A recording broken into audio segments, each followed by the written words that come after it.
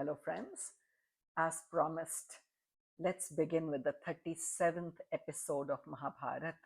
और हम इस कथा को आगे बढ़ाते हैं कृष्ण जी को हमेशा की तरह साक्षी मानकर। आपने पिछले एपिसोड में देखा कि पांडव बेवकूफों की तरह दोबारा जुआ खेलने आए।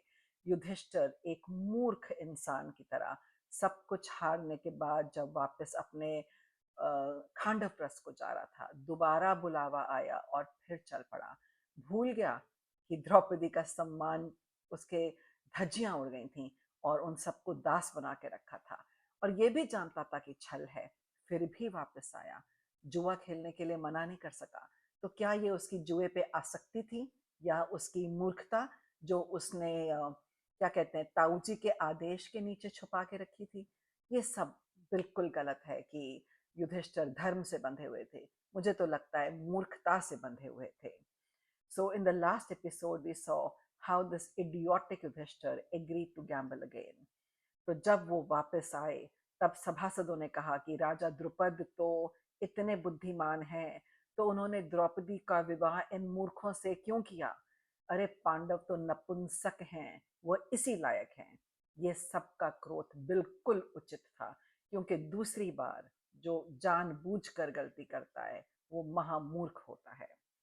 तो जब दूसरी बार भी हार गए और 13 वर्ष के 12 वर्ष के वनवास की शर्त पे और 13वां वर्ष अज्ञातवास में तो वनवास जाने के लिए तैयार हो गए थे, तो सारे पांडव चर्म वस्त्र में वनवास जाने के लिए तैयार खड़े थे और धर्म के कारण चुप थे। मुझे तो लगता है बेवकूफी के कारण चुप थे। दुशासन भीम को बैल बैल कहकर हंस रहा था, उसका उपहास कर रहा था। उन्होंने अपनी प्रतिज्ञा दोहराई। भीम ने क्रोध में कहा कि अरे दुशासन, तुम छल से जीते हो। और उन्होंने कहा कि मैं तुम्हारा इस काम का प्रतिशोध जरूर लूंगा और रणभूमि में तेरा कलेजा चीर कर खून पीऊंगा और उसी खून से द्रौपदी के केश धुलेंगे। तो दुर्योधन भीम की चाल का मजाक उड़ाने लगा। तो नकुल भी, उसने अपना गुस्सा और क्रोध वहां पे दिखाया। तो देखते हैं कि दुशासन भीम की नकल उतारने लगा और उसका मजाक उड़ाने लगा।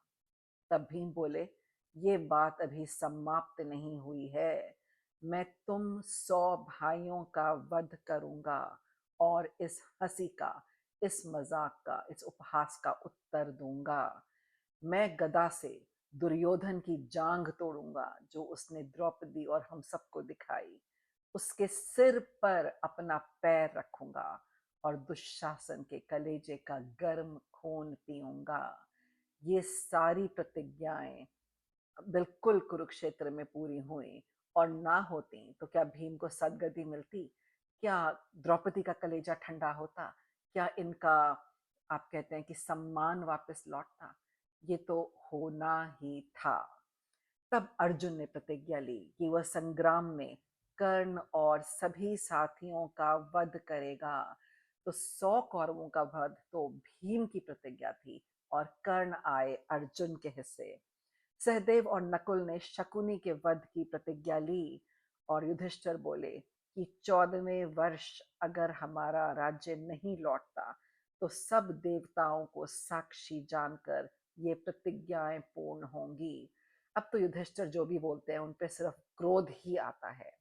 बड़ों की आज्ञा लेकर वन की ओर निकले। I think they were stupid to play again and accept their terms. This was as much their fault as Kauravas.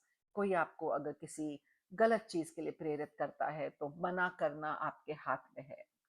उस समय विदुर ने कहा कि कुंती को वह अपने घर में रखेंगे, और कुंती ने कहा कि वो धृतराष्ट्र के महल में नहीं रहेगी। उसने इनकार कर दिया। उसके पुत्र तो वनवास जा रहे थे, तो वो कैसे रहती उस महल में? तो कुंती ने भी मना किया और वो विदुर के साथ जाने के लिए तैयार थी। और तब विदुर बोले कि युधिष्ठिर धर्म ज्ञाता हैं, अर्जुन विजयशील हैं, भीम शत्रुनाशन है, नकुल धन संग्रह में कुशल हैं, सहदेव शत्रुओं को वश में कर लेते हैं, ऋषि धौम्य उनके वेदज्ञ गुरु हैं, द्रौपदी पतिव्रता और अर्थ के संग्रह में निपुण है। शत्रु भी उनके बीच में फूट नहीं डाल सकते। आप निर्मल और संतोषी हैं। देवर्षि नारद आपकी देख रेख करते हैं। मैं आप सब पांडवों को वर देता हूं कि शत्रुओं को आप वरुण की तरह अपने अधीन करोगे। पृथ्वी से क्षमा और सूर्य से तेज और वायु से बल और ऋषियों से ज्ञान प्राप्त करोगे। आपका कल्याण हो। तो विदुर ने उनको बहुत सारे वर देके वहां से भेजा और उन्हें युद्ध की तैयारी करने का भी अंदेशा दिया। माता कुंती शोकाग्रस्त सभा में आई और द्रौपदी से कहा कि घोर संकट में भी धीरज रखना। एक सास अपनी बहू को समझा रही थी, एक माता एक पुत्री की तरह उसको समझा रही थी। उसने कहा कि तुम दोनों कुलों की भूषण हो। उसने धृतराष्ट्र पे कटाक्ष किया कि द्रौपदी तुम्हारे कुल की भी भूषण है और गुणवती हो। तुम निर्दोष हो। तुमने कौरवों को श्राप देकर भस्म नहीं किया। ये उनका सौभाग्य और तुम्हारा सौजन्य है। सब जानते हैं कि द्रौपदी कर सकती थी, पर उसने अपनी निष्ठा और अपना तेज दिखाया।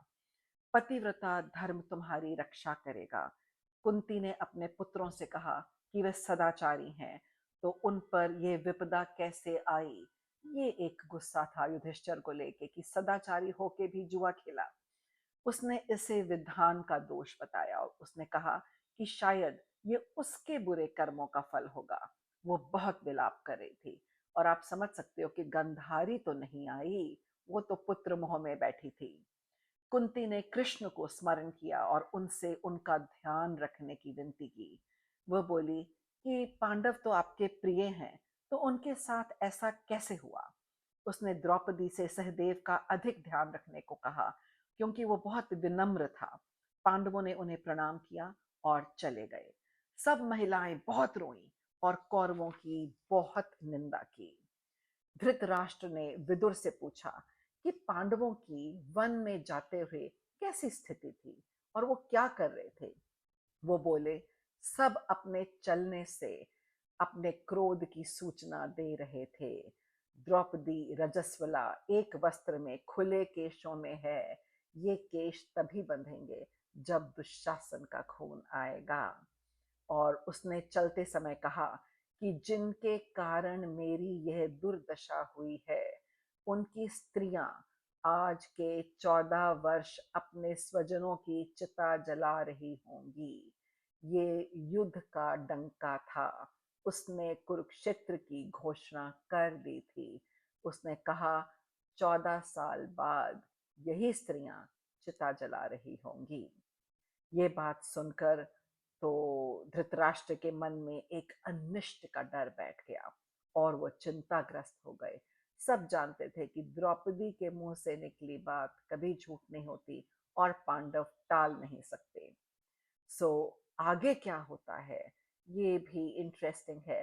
सिर्फ द्रौपदी का चीरहरण इंटरेस्टिंग नहीं है, उसके बाद पांडवों ने क्या किया वो उससे भी ज्यादा इंटरेस्टिंग है।